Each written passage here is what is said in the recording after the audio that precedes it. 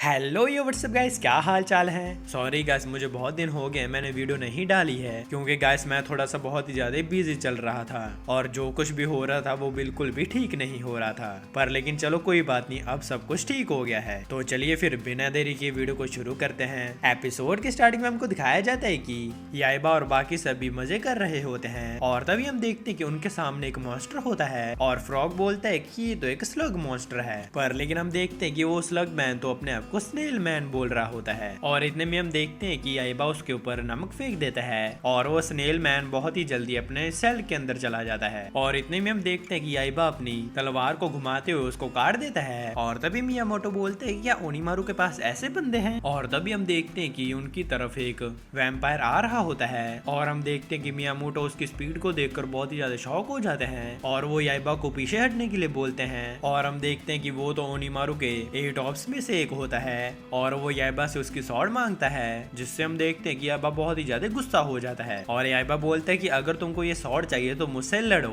और हम देखते हैं कि वो दोनों तो रेडी हो जाते हैं फाइट करने के लिए और हम देखते हैं कि वो वैम्पायर तो उसके ऊपर बहुत ही फास्ट अटैक करता है। पर लेकिन हम देखते हैं कि याइबा उसके अटैक को डॉज कर जाता है। पर लेकिन हम देखते हैं कि वो वैम्पायर तो हवा में ही पीछे मुड़कर याइबा के ऊपर फिर से अटैक कर देता है और हम देखते हैं कि याइबा तो थोड़ा इंजर्ड हो जाता है। और तभी याइबा बोलता है कि तुम उड़ पा रहे हो, तुम तो चीटिंग कर रहे हो। और तभी हम देखते हैं कि वो इनोस्के को बुला लेता है। पर लेकिन हम देखते हैं कि वो वैम्पायर तो उसका मजाक उड़ाने लग जाता है और हम देखते हैं कि उनकी फाइट फिर से शुरू हो जाती है। और मियामोटो अपने मन में बोलते हैं कि ये बंदा तो बहुत ही ज्यादा फास्ट है, अगर याइबा इसका डिफेंस तोड़ देता है तो याइबा को एक मौका मिल सकता है। और हम देखते हैं कि उनकी तो बहुत खतरनाक फाइट शुरू हो जाती है। और तभी हम देखते हैं कि याइबा अपनी तलवार को घुमाने लग जाता है। पर लेकिन हम देखते हैं कि वो तो स्नोस्के को ही लग जाती है। गाइस मुझे लगता है कि पीछे मैंने इनोस्के बोल दिया था। और इतने में हम देखते हैं कि वो वैम्पायर उनके ऊपर अटैक कर देता है। पर लेकिन हम देखते हैं कि याइबा उसको रोक लेता है और तभी हम देखते हैं कि वो वैम्पायर उसके ऊपर एक लात मारता है और वो बहुत ही दूर जाकर गिरता है। और हम देखते हैं कि वो उसके ऊपर फाइनल अटैक करने वाला होता है। पर लेकिन इतने में हम देखते हैं कि मियामोटो आकर उसको बचा लेता है और वो वैम्पायर बोलते हैं कि क्या ये तुम्हारा मास्टर। और हम देखते हैं कि मियामोटो तो फ्लेक्स करने लग जाता है और वो बोलता है कि मैं मियामोटो हूँ, जिससे कि हम देखते हैं कि वो वैम्पायर तो बहुत ही ज्यादा इंप्रेस हो जाता है और वो बोलता है कि मैं जापान के सबसे तगड़े स्वॉर्ड्समैन से मिल रहा हूँ, मुझे यकीन नहीं हो रहा है। और इतने में हम देखते हैं कि वो वैम्पायर तो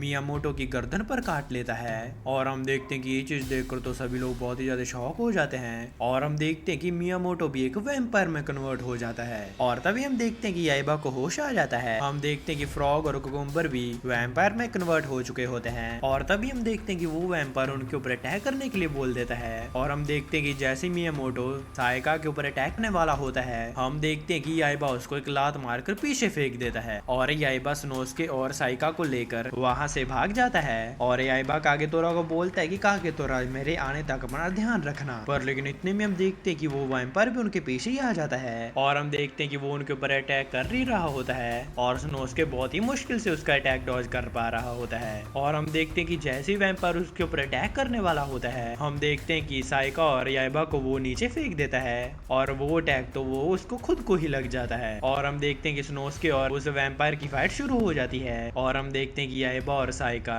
पानी के अंदर गिर जाते हैं। और तभी हम देखते हैं कि उस वैम्पायर ने तो स्नोस्के को भी वैम्पायर में कन्वर्ट कर दिया होता है। और तभी हम देखते हैं कि साइका और याइबा तो एक ब्रिज के ऊपर खड़े हुए होते हैं और हम देखते हैं कि याइबा उस स्वॉर्ड की पावर को यूज करने का डिसाइड करता है। पर लेकिन हम देखते हैं कि साइका इस चीज के लिए मना करने लग जाती है और वो बोलती कि अगर तुम इस बार आउट ऑफ कंट्रोल होगे तो तुम्हें कौन रोकेगा। और हम देखते हैं कि याइबा को तो उस वैम्पायर को हराने का और कोई रास्ता ही नहीं मिल रहा होता है। और तभी हम देखते हैं कि वो वैम्पायर उनको ढूंढ लेता है और हम देखते हैं कि वो अपने बंदों की मदद से उनको चारों तरफ से घेर लेता है। और हम देखते हैं कि याइबा उनके साथ लड़ना शुरू भी कर देता है और हम देखते हैं कि याइबा को इतने सारे डीमंस के साथ लड़ने में मुश्किल हो रही होती है। और इतने में हम देखते हैं कि वहाँ पर कागेतोरा आ जाता है और वो उसके ऊपर बैठकर वहाँ से निकल जाते हैं और याइबा उनको एक घर के अंदर लेकर जाने के लिए बोलता है। और हम देखते हैं कि वो लोग वहाँ पर जाकर छुप जाते हैं और हम देखते हैं कि बैट वहाँ पर आकर उनको ढूंढना शुरू कर देता है। और तभी हम देखते हैं कि याइबा वहाँ पर एक कॉस्ट्यूम डालकर आ जाता है और तभी हम देखते हैं कि उस वैम्पायर के सामने तो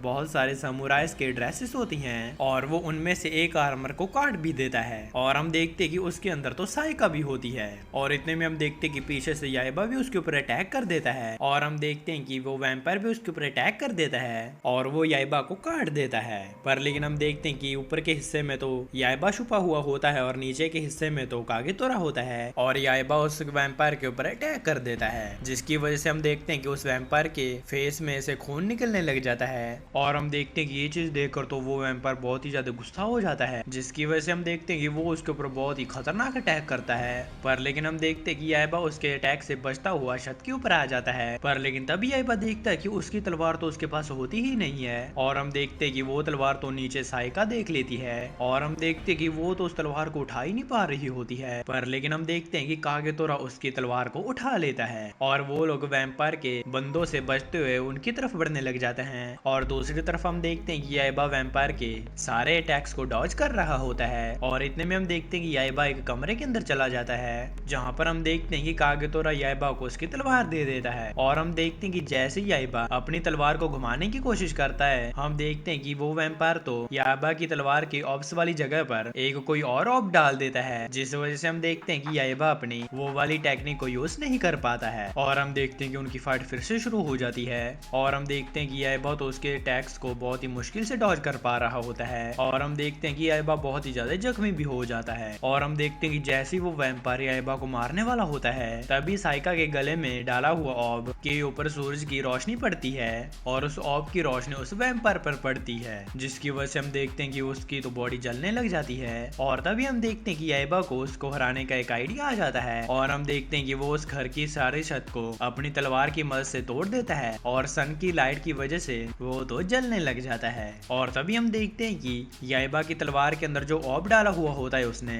वो भी टूट जाता है। और हम देखते हैं कि याइबा अपनी तलवार को फिर से घुमाना शुरू कर देता है और हम देखते हैं कि वो उस वैम्पायर को बीच में से काट देता है, जिसकी वजह से हम देखते हैं कि याइबा तो जीत जाता है। और याइबा अपने मन में सोचता है कि मुझे ओनीमारू को हराने के लिए बहुत ही ज्यादा मेहनत करनी पड़ेगी। और हम देखते हैं कि वो तो सीरियस हो जाता है। और दूसरी तरफ हम न्यूज पर देखते हैं कि ओनीमारू तो खुद के प्रोडक्ट बेचना शुरू कर देता है, जिसकी वजह से न्यूज चैनल्स पर उसकी बातें शुरू हो जाती हैं। और तभी मियामोटो बोलता है कि हमें जल्दी से जल्दी गैंड्रू आइलैंड पर पहुंचना ही होगा ताकि हम ओनीमारू को रोक सकें।